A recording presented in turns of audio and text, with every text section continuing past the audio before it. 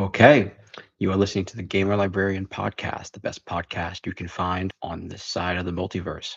I am your host, Adrian. And, this week, I think that this week's going to be very telling for the state of video games, truly. For our first showcases of the year, Nintendo, you know, they had their partner showcase and they came out with not anything massive to show, and I feel like a lot of these showcases now, they're more on the laid back side, and now they're waiting for like the summer and the summer game fest, game awards timeline. We had Microsoft's. We had Microsoft's and theirs was all games that we saw before except for the cup pottery game, which does look cool, but no Gears of War, no real Halo update just for anything, really. I mean, they already announced that one game before this new remaster. Don't even get me started. And shockingly enough, we have an announcement for the Sony Showcase happening Thursday here. And yeah, that seems really fun. But what are we going to see? Obviously, we're probably going to see Soros, the very Returnal like game from the same developers. Seems cool. We've already seen it. Wolverine, Marvel, Tokon Fighting Souls. Already seen it. I think maybe we'll see something on the God of War TV show. And that's it. Those are those are our announcements. Now, I think maybe for the Sony showcase we might see something from maybe Konami and Metal Gear or something, maybe. And I think that a lot of these other big parties, maybe like Square Enix or Ubisoft, saving their announcements for these other type of showcases, I think that's true too. Obviously they probably do wait until Summer Game Fest. But when I'm talking about these big three, if you exclude Steam, really, these three, man, I don't know what they're going to be doing for their game announcements, what we're going to be seeing. Obviously, the games that we've seen look cool, and I think it's more of a given that we're going to see the ones that I just mentioned more than new announcements. And the thing is like, I think new announcements are really what keep people engaged with the hobby, especially in terms of just what games are already good, what games have been out for a while, and word of mouth kind of already sinks in. For me, the announcements are just like something awesome. I always love seeing what new type of games are going to be out there. And the only way that I really get that now is through the internet, scrolling through X or whatever, mostly the indie side, but I don't have the marketing to even pull this off. But the companies that do, I don't think they do a good job of it. I don't think they are putting their first foot forward in, these situations. That's just the way I see it. I feel like no Dusk Bloods at this partner showcase, considering obviously Nintendo's paying for this game from Bandai Namco in some form. Maybe they're not fully partner in some weird way. Maybe this game might be multiplat in the future. That's how it works. But all the other games are multiplat in a big way, like Final Fantasy. I feel like there's no Dust Bloods was really disappointing at this point. We're probably going to see that April, May. But then with other games, we're going to see the Yoshi game, I think, and that's basically it. Probably a new Mario game or something cool, new Zelda. That's probably more likely, but yeah, it just seems like without that, that's pretty disappointing, especially coming from something like Bandai Namco. And we've already been seeing so many Marvel games. It's not even worth talking about. Just Marvel Tokon Fighting Souls. It's cool. It's a fighting game. That's really really awesome. And then Wolverine's obviously like Spider-Man level pedigree of, you know, gaming that we've already seen. So that's probably the more massive thing. Besides GTA, a few other games, then no one really ever cares. It's just, hard to be excited for a lot of things, which brings me to my next game because I played the demo of Pragmata, it's like Pragmata Sketchbook, I think it's called, the demo, and I think that might be game of the year material just based on its combat alone. I want to see where that goes. It's really fun. It's relatively simple for the demo. Maybe hopefully by the end of the game it gets super nutty with how you can, you know, get upgrades or whatever mid fight. I love that. The little mini game with the hacking, it was so cool. So cool. And that's a game that I think might be game of the year material coming out this year if we don't see something like Dusk Bloods or Wolverine. Token Fighting Styles might even take it. Now, I was also playing Silent Hill F, something that we didn't really think we'd be playing this soon. And after Silent Hill 2, it just being, you know, a little bit basic and then obviously just better cinematic graphics, overall, stuff like that.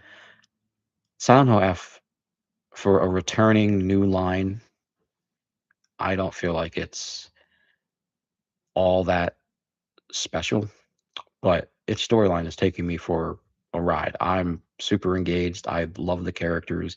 This is a cool setting. Currently just going through the school, but the idea that the horror genre needs to remain in this stagnant state, I don't think that needs to be there. I think we could have something a little more action oriented because Resident Evil, Dead Space, those are like the two pinnacle horror action games that we have. And I, so far don't really like just bashing with a weapon. It's definitely like part of the gameplay, the setting in that same way. But I feel like we could get a little more creative in how some of this is handled. It definitely feels like a safe Silent Hill vibe. But as a horror fan, I've played Dead Space, Resident Evil, those just blow them out of the water in terms of, pure gameplay.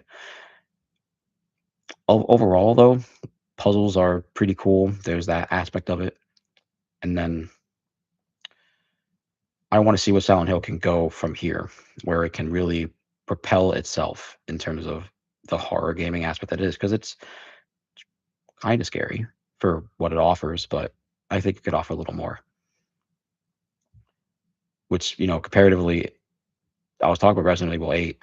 We were doing the Resident Evil Village DLC, which offers the first and third person camera. Pretty cool, innovative. Maybe Silent Hill could incorporate something like that. It's just maybe something that might have been cool. And I think it's okay. It's definitely going in the dream route, which makes me feel like it's just not all that super, interesting. But we'll finish it before 9 comes out, which is gonna be pretty cool.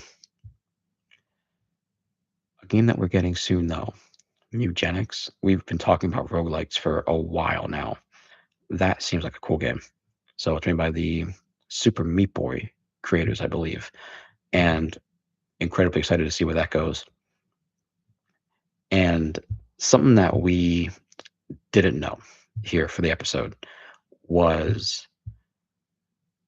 you know, we don't really play Marvel Rivals all that much, but we were playing a bit ago, and there's private lobbies now, and you can just host them by yourself with lobbies with bots in the lobbies. As I was playing Gears of War again, and you could just do that in the old Gears of War games, I was like, this is a feature that should be in almost everything, right? It's, you know, maybe kind of in Battlefield 6 and in some other regards, but I feel like in a lot of those multiplayer games, like maybe, I don't even know if Call of Duty 7 has that or, you know, anything else. I think that's a really cool feature. That's just a feature that's like really dope where you can just purely play the game with entirely bots and get used to the whole mechanics, especially like if it's a multiplayer game like that and you want to try and figure out how to currently real fight against certain other characters while playing one other character. I think that's awesome. Just as someone who likes playing with computers from Brawl, Smash Bros, or just any other fighting game, right? That's just a great feature. I don't think a lot of the older shooters did that, like Modern Warfare 2 and around that era. And so like when Gears of War had it, that was like a really sick, at least, you know, for me. So for games, yeah, there's not necessarily a whole lot to talk about until we get those game announcements, those game showcases, which I think are going to be really telling on Sony's end because, you know, I want to see new games that we just haven't seen before. We've seen Wolverine, we've known about Wolverine for so long, and it's from a studio that's, you know, just already from, you know, really good Marvel pedigrees. It's like, okay, cool. I want to see a little more. We want to see a little more, see where everything goes. Yeah, that's really where I'm at. So we also have to finish up on absolute DC Comics. Can't wait to be doing that. Just haven't really found a time to dive in. We had the Black Lagoon manga, just slowly trekking through that, and we've hit a lull with the Hacker Girl currently chapter or whatever because didn't really hit the same way. These, especially with the chapters being a lot longer, that listening like it felt like the last 3 or 4 chapters were about like 100 pages, which is crazy considering a lot of these other ones. But yeah, we definitely need to just finish through Black Lagoon so we can get through into maybe another manga or something else. Don't really know what we're going to be doing, but for the longest time, I was always like, people were always talking about like mangas being too long, and animes being too long. They aren't long enough. That they just aren't long enough. And I say that from somebody who likes a lot of them, loves a lot of them, hates a lot of them. They are really great. And when I think about like just trying to add a little bit more, like what's 10 episodes? What's 10 chapters? What's 100 chapters? What's 1,000 chapters of a manga? And when I think of things like Case Closed, One Piece, it comes down to whatever the creator wants to do. Like as long as they're alive, they're just going to keep going. And I think that's one of the best things that could ever be in culture in the creative space. And I think about all the times of like, when do these stories really be allowed to just become free and do whatever? Because I think about, I don't know her, we don't know anything about her, we don't really follow up on that, but the creator of uh the strawberry manga, the name escapes me, Wild Strawberry. I thought that'd be going on forever. It was a really cool premise. I thought it'd be at least 100 chapters. It ended around 50, ended around 50. And I'm looking at One Piece going on forever. Like I said, Case Closed. A lot of these other ones, like Black Lagoon is on like 78 that we're on. I'm like, damn, that's a lot. But then things like JJK might lose like 300, and 300 feels like a good number, but then 100's on like 400. Berserk's on 300, and that's a whole different story. So I think about, you know, what happens when creators are really allowed to just write at their own pace for these chapters or whatever. I don't know all the ins and outs of it. I'm sure it's a collaboration on a big part of a lot of things. But when I think about things like Dragon Ball continuously just getting, you know, more stuff just based on, you know, writer heritage or whatever, just for whatever reason. Yeah, it just seems like funny that these animes, these mangas, they end, over the course that they do. Because I love the Shonen ones. The Shonen ones, obviously, they're the ones that last this long. This comes from JJK Medulo not being that long, and I'm ashamed. I'm ashamed by that because I was really hoping that this one would be like, at least as long as the main one. Apparently, it's a shorter one. I don't want that. This is a much more compelling story than the first one. Like I like this type of dynamic more than the demons. The demons was just like, whatever. But yeah, I'm definitely more engaged with Medulo in terms of the overall premise than the demons and all that stuff. Then there's One Piece, right? One Piece is still putting pieces together. Like we get Brook backstory now. Chapter 1173. We're going to get more on the Brook backstory. Just that's going to be incredible. So really, I just want these things to keep going on forever. Obviously, they can't, right? But it is what it is, right? We just talk about them, experience them. Malcolm in the Middle. This has been a great show. We are so excited for the new sequel because rewatching the show just makes me realize like modern television is super dead. It is not the same. That kind of dynamic, the kind of comedy does not exist anymore.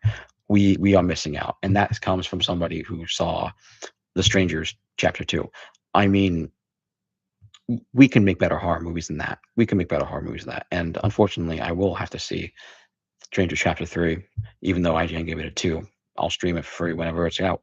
But man, that director, he butchered the entire thing. He's awful. That is extremely, extremely not good. Whew, no, I did not like that. And ultimately, that's it. Next week we'll be talking about the Sony State of Play, and that's going to be or the Sony Showcase. That's going to be something that's going to be bonkers because until then, it's the Summer Game Fest, really. Nintendo's definitely gonna be showing stuff for their April stuff, but when I think about games that are coming out, I was just like, Pragmata is cool and all, but it's definitely something that's very much gonna put Capcom on the map in terms of this year if certain games like Dust Bloods, I think just with Night Rain and all of its systems, all that stuff, I don't think that might even meld well. The PvPe stuff seems pretty cool, but on top of like the dealing with the map or maybe some other stuff, don't really know. And we would know, we would have something to know about it if we had some kind of little trailer or understanding of how the game works, because this is basically Bloodborne. This is basically Bloodborne, and Sony is coming literally right after this. So like maybe Sony was waiting for their showcase to be like, okay, we need to be like they're doing Bloodborne. We need to show Bloodborne stuff. So maybe this is where it is. This is why we're getting one so soon after the Nintendo one, just for whatever reason. Bloodborne maybe. So who knows? Anyway, peace.